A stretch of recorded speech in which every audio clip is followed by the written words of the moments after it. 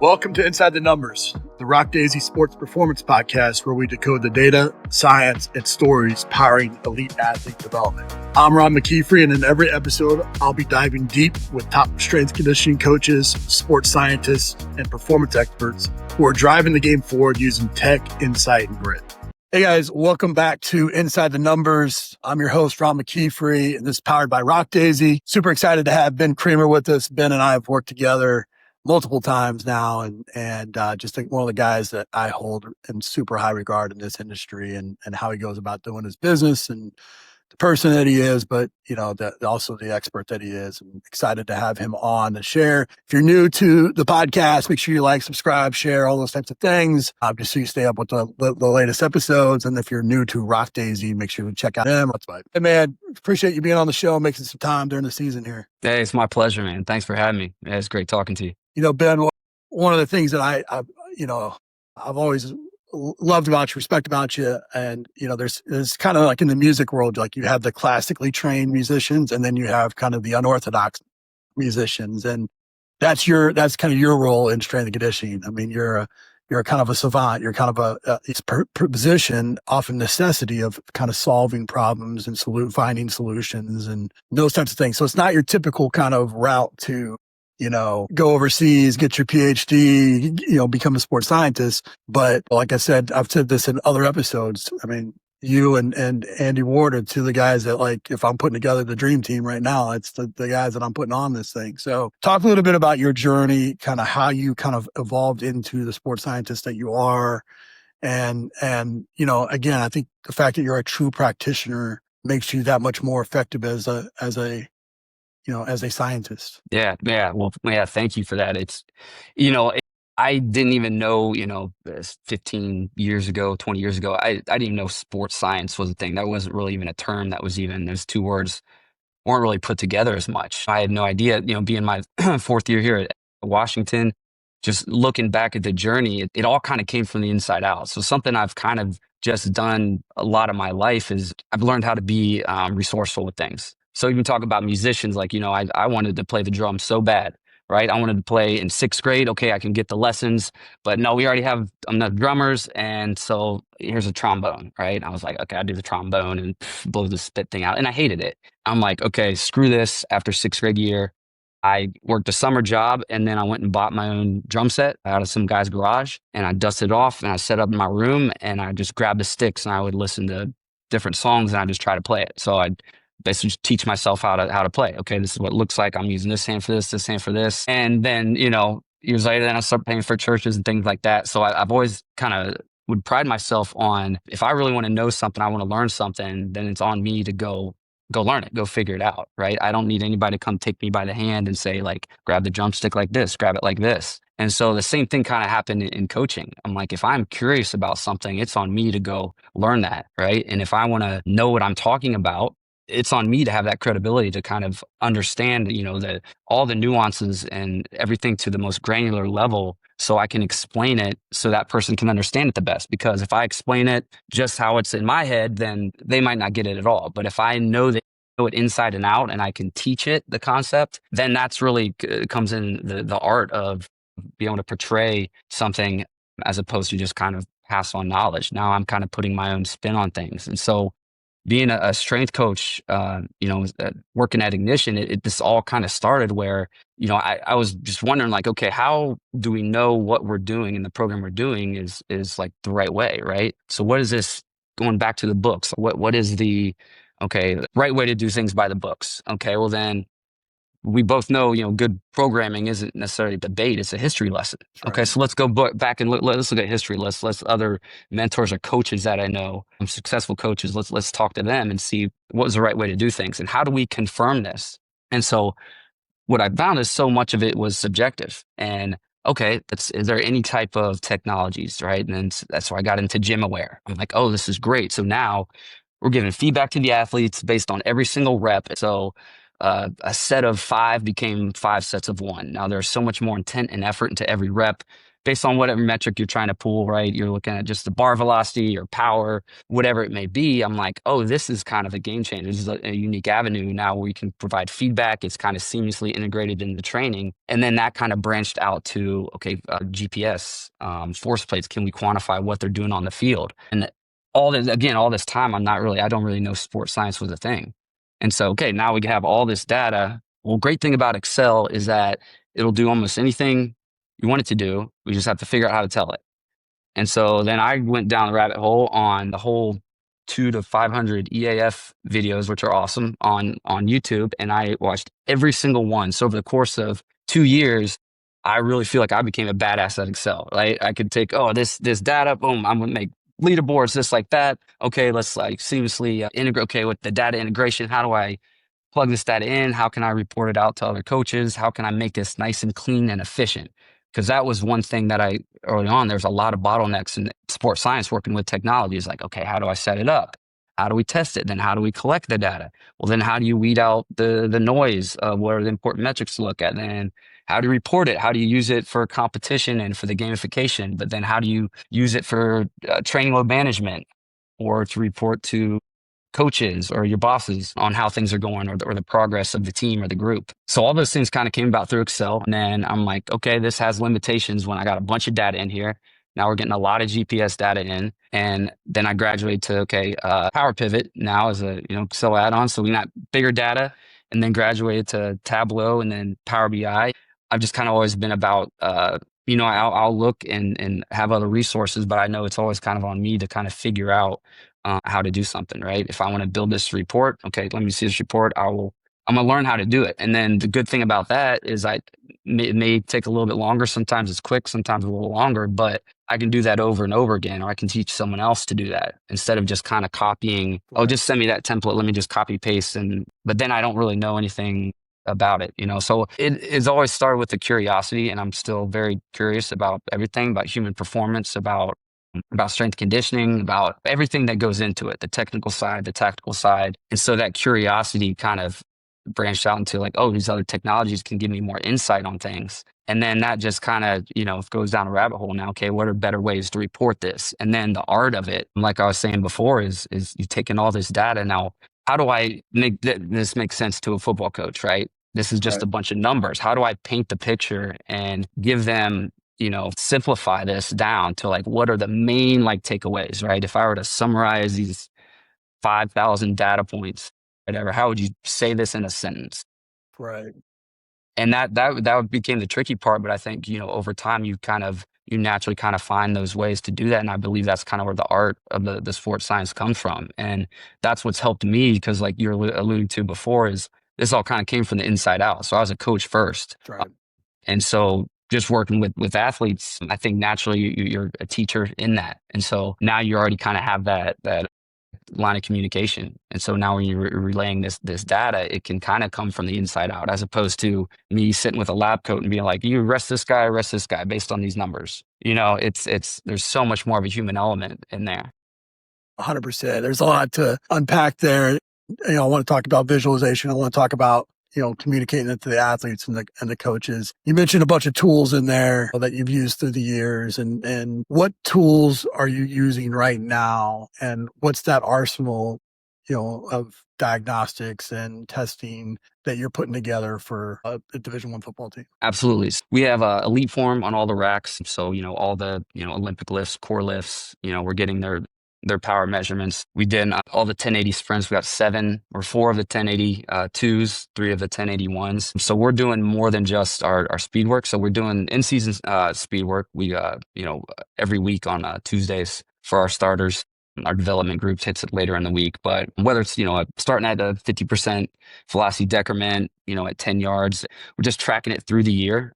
And in the summer, we did a load velocity profile on all guys. So we're kind of able to see based off performance as well as kind of readiness, right? This is the number at speed they should hit, and whether up or under or over that can just kind of add to that basically flag system. So from the 1080 to the EliteForm to the Catapult GPS, as well as all the force plates. So we have, Kenga Tech as well, but the Vol NordBord, as well as force plates. We counter movement jump twice a week. We do Nords once a week. And so all those, it's easy to like kind of get drowned out by the noise because you can look at one of those. I'm like, oh, his Nord was lower than before. Like, okay, well, hold on. Like, let's not, maybe that just brings up something to kind of, let's look at some other things too. So we have to take all those things, whether it's the percent change on their NordBord, it's the percent change on their counter movement jump, which we're looking at kind of 3 buckets of metrics based on the output, like the RSI, their jump height, the strategy, right? The counter movement depth or how the eccentric duration. So did they kind of sit down in the hole a little bit longer to try to get some more force to get that same jump height, as well as the balance in it, all right? The asymmetries, all right? Are we pushing off of 2 somewhat evenly, landing on 2 somewhat evenly? So we kind of aggregate those and basically kind of have a flag system based on that compared to what they've done in the last time they did it, as well as the average of like the last 3 weeks. So that kind of smooths out. So you don't get, if one guy kind of jumps bad, well, you're not going to jump your best every single time. So it's going to ride a line kind of up and over the average. You just want to see, is it how much under or how much over is that to kind of bring upon a flag, as well as the training load with their GPS, their weekly percent changes from week to week based on different metrics of volume, intensity, and density, right? Have they experienced a sudden spike in their workload on the practice field? Are they more fatigued? Are their counter movement jumps showing any signs of fatigue or changing in their strategy or an imbalance, as well as the NordBord, and then as well as their performance outputs on the 1080 and the EliteForm. So all those kind of we aggregate together, and if someone's flagged on every single one of those, okay, it's doesn't take a court of law to say like, okay, maybe something's going on with this guy, right? Does he need some type of intervention for recovery? Does he need some more rest and recovery? Or on the flip side, it could show you that like, hey, maybe these guys aren't doing enough. You know what I mean? Maybe this guy can need some more of this high force training, right? To kind of beef up this side, or a developmental guy. Maybe we can he needs more of a speed work and plyometric work. So it's not always just about who you're resting. Obviously, you're looking at your starters during the season, and these things you're making sure you're taking care of all your players.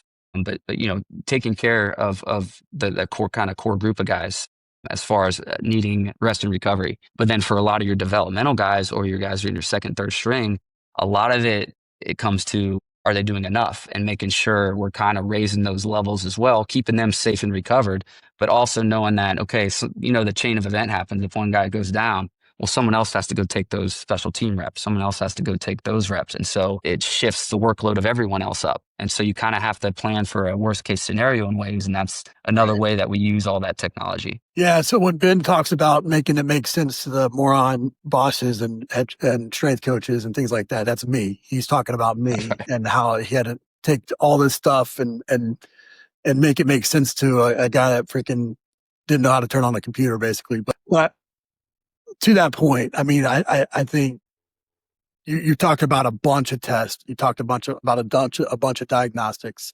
How do you take that information and you may present it to the athlete and you present it to the coaches to where it's, it's so they're thinking about a million other things. You got a minute before stretch. So to get a point across to a coach, you don't have the time to kind of break out all these different charts and things. How do you present this through the week so that you can set that intervention up quickly and effectively? Yeah, so that's a great question. And so a lot of this is kind of teed up and started earlier in the season. One, I think it's by kind of building some rapport with the coaches. So let's even just use them for example. So all this data is it's aggregated into Power BI. And so when I publish a report, the coaches basically just refresh the page on their website and they get that report.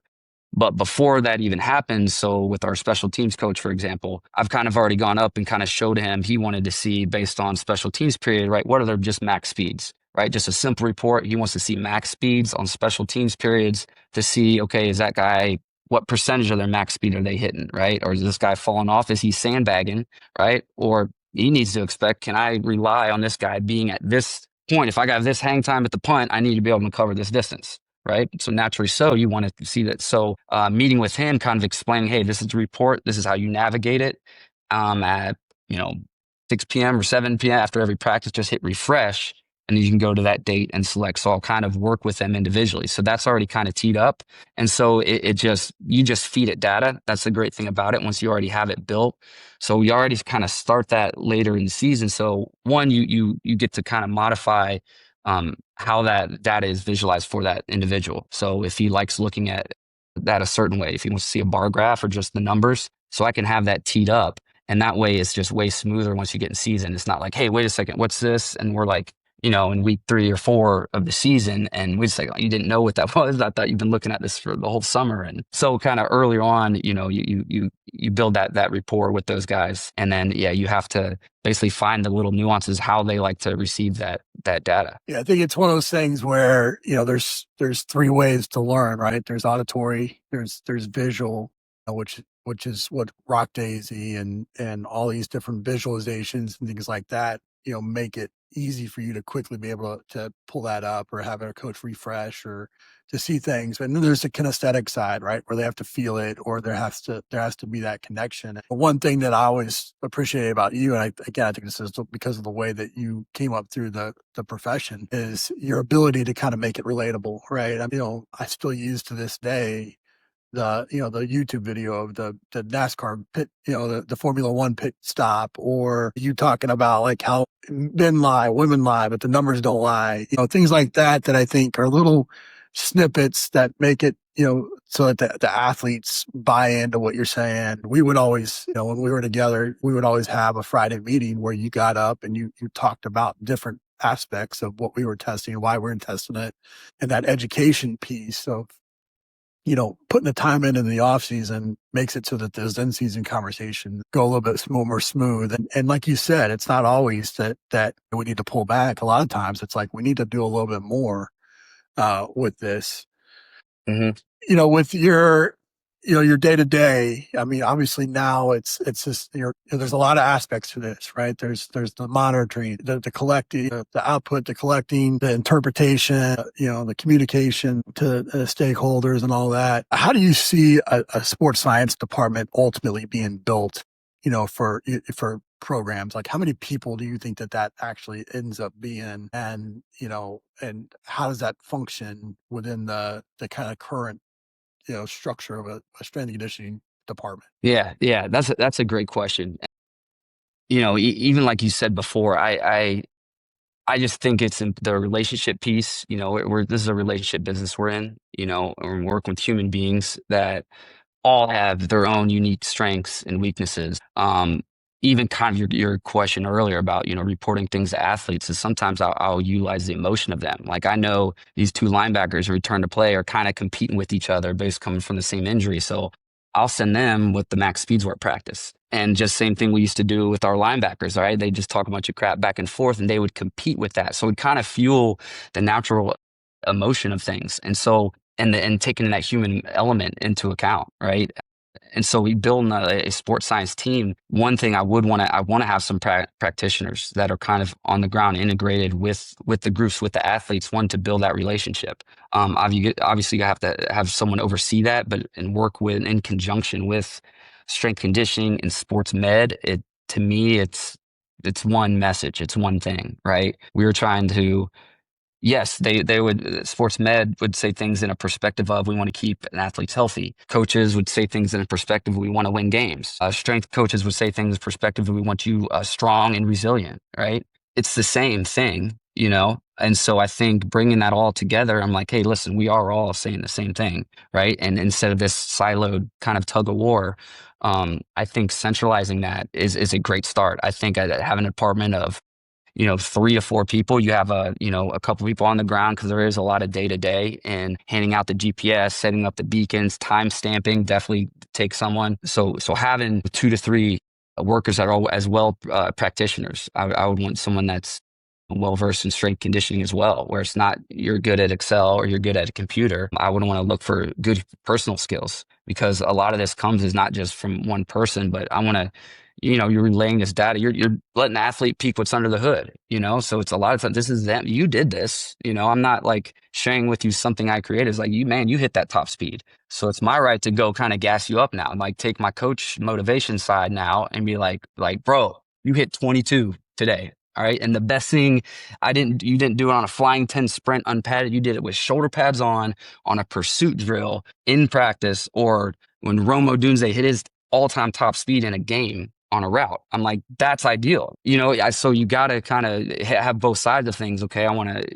This is the type of data I need to report. So you got to have the right education of a staff that's behind that knows the technical side of data integration and data cleaning and creating databases and whatever software you work with, where RockDaisy is a great example where they do so much of that for you, but having a little bit of understanding of kind of the nuances that goes into that, but having another, as well as, if it's not the same person, other people on staff that understand the coaching and the human element side. To me, that's a huge piece. Yeah, I think it's important because it's not too far off. I always talk about strength and conditioning still in its first 100 years of existence, right? As a profession, when you talk about law or medicine or all these other professions, like they're, hundreds of years. So we still have an obligation to kind of document this, share it, talk about it, try to make it better, all those types of things. I think sports science, where it's at, the evolving space in the performance team, where I think there's a lot of opportunity. And directors like yourself and others that are listening to this, one thing that I think can be taken away from strength and conditioning, guys like myself and others, is you got to show the department. Right now, you're doing, especially for me, you did everything. You coached, you were hand fighting, you were sports science, you were confidant, you were brother, you were all these things, right? If everything is being done by one person, then departments don't know that there needs to be more people, Mm-hmm. So I think, building out that department, even if it's with volunteers and interns and defining roles and defining responsibilities, I think is an important piece in this, for everybody that's listening. If we really want this thing to grow and create more opportunities for coaches, then, identifying those, laying them out and really defining them makes it easier to ask for those resources when you're talking to department heads and those types of things. And I know you're doing that there. Something that was important to me when I was there as well, is to build that out. What's something you mentioned, like doing speed in season with the 1080s, which is, others are doing that as well. But like, what's something that is unique to Washington right now from a sports science perspective that you think is just, you guys are doing it right? There's something that's different or revolutionary. I think, there's a lot of things that we're doing in the right direction. I think one critical piece that is going to help our athletes succeed and is weeding out some of the noise, to be honest. Like the more I get in this career, the longer I coach, is like the more fat I kind of trim out and get the non-essentials and realize, okay, what are the really things that I believe in? What are these really things that are really important to me and that are really going to help this athlete? And so kind of, I feel like we've have a way of reporting now, as far as kind of indicating on fatigue or training load, too high of a training load or whatever that be, a simplified way to just be able to identify that to help the athletes. It's kind of clean and it's simple, and it's basically it's just integrated into the training. So kind of way we have everything set up now is, it's not like, oh, you stop and you test, right? I got iPads on tripods set up by the force plates. Athletes, because it's not helpful for me to be able to sit there, type everybody's name in. I'm better served like keeping my eyes on the group, working with these group of guys with modifications or whatever. Now, a lot of times we'll go over there and we'll kind of make sure they're doing the correct technique. But once you build a good culture of that, these guys know how to do it. So they go in just like an EliteForm. They plug their name in, they hit their jump, or they go to the Nord, they put their stuff in, they do it. So it's just another set instead of doing it on like, the roller pad on their knees. They'll go to the Nord and do one set there. And then I get that data. So it's kind of a seamless integration in the training. And then once that's refreshed, then we get like way more insights than we typically would have. And it's just a simplified, clean way of kind of identifying, on the mixing board. I turn this volume up. Let's keep this guy down. Let's adjust the mix here.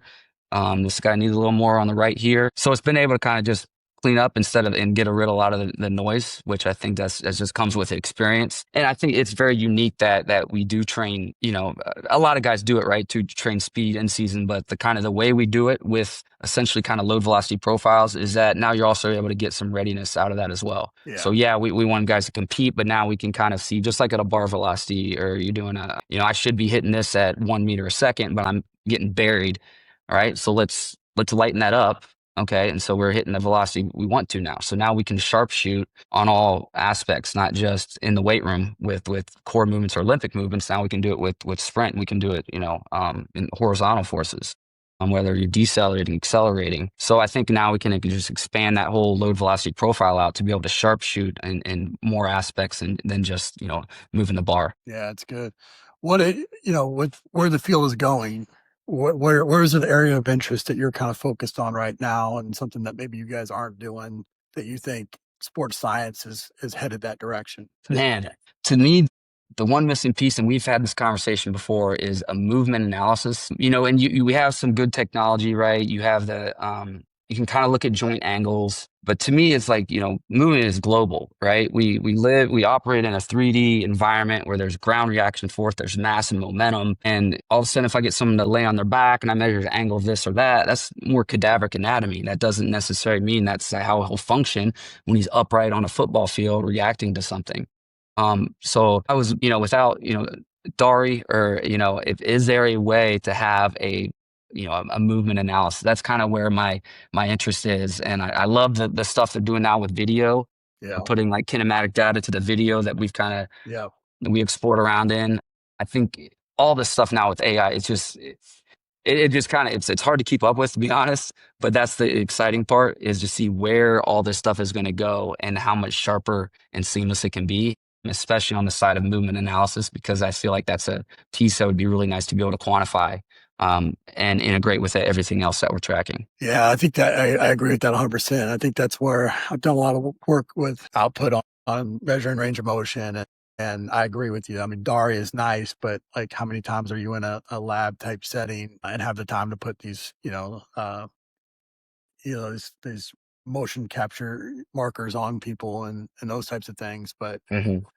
But yeah, I think ultimately finding it in, you know, um, video based analysis is probably ultimately where it's at. I agree with that 100%. I know that that's something that you and I would geek out on a lot, and just talking about where things are going, and always trying to find, because I think, there's sports science is, for you to be super effective, you got to be able to communicate, and there has to be buy-in, and you have to be able to demonstrate and visualize data, but you also have a little bit of a salesman too. Like, you have to kind of, you got to show and show emerging sciences and emerging technologies, and stay cutting edge, and balancing that with what's effective. You and I would always Hmm. talk like, what's the meat and potatoes, and what's the sugar, and throwing a little bit of sugar in there to make the athletes feel like, like we're cutting edge, like we're ahead of the curve. I think there's got to be a 100%. little bit of that. There's got to be a little bit of that as well.